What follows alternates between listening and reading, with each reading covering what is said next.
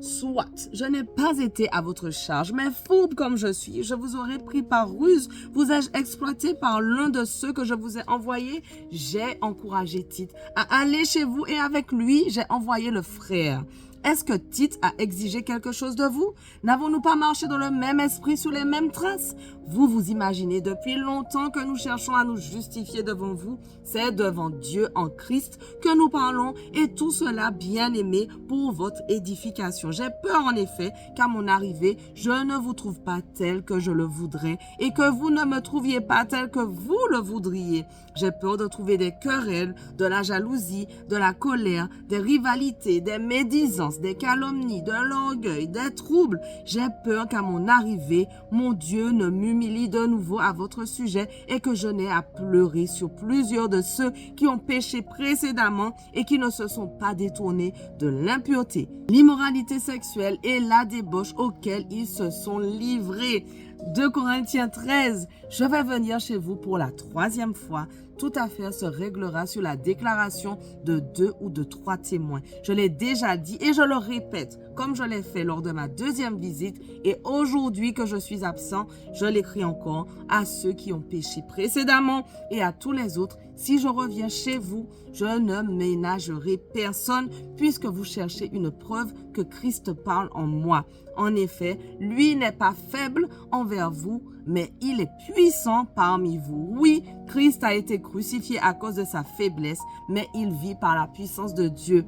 Nous aussi, nous sommes faibles en lui, mais nous vivrons avec lui par la puissance de Dieu pour agir envers vous. Examinez-vous vous-même pour savoir si vous êtes dans la foi. Mettez-vous vous-même à l'épreuve. Ne reconnaissez-vous pas que Jésus-Christ est en vous? À moins peut-être que vous ne soyez disqualifiés, mais j'espère bien que vous reconnaîtrez que nous ne sommes pas disqualifiés. Cependant, je prie Dieu que vous ne fassiez rien de mal, non pour que nous paraissions nous-mêmes avoir réussi, mais afin que vous pratiquiez le bien, même si nous semblons disqualifiés. En effet, nous n'avons pas de puissance contre la vérité, nous n'en avons que pour la vérité. Nous nous réjouissons chaque fois que nous sommes faibles, alors que vous êtes forts.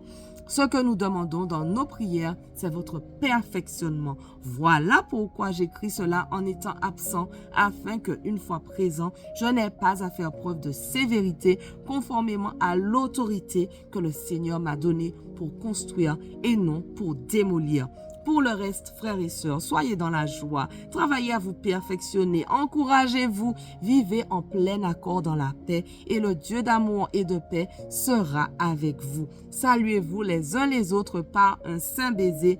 Tous les saints vous saluent. Que la grâce du Seigneur Jésus-Christ, l'amour de Dieu et la communion du Saint-Esprit soient avec vous tous. Amen. Voilà, notre passage du jour touche déjà à sa fin, mais on continue dès demain avec le livre de Galates. Il y aura la vue d'ensemble, l'introduction comme d'habitude quand on commence un nouveau livre et on ne lâche rien. Allez, sois bénis.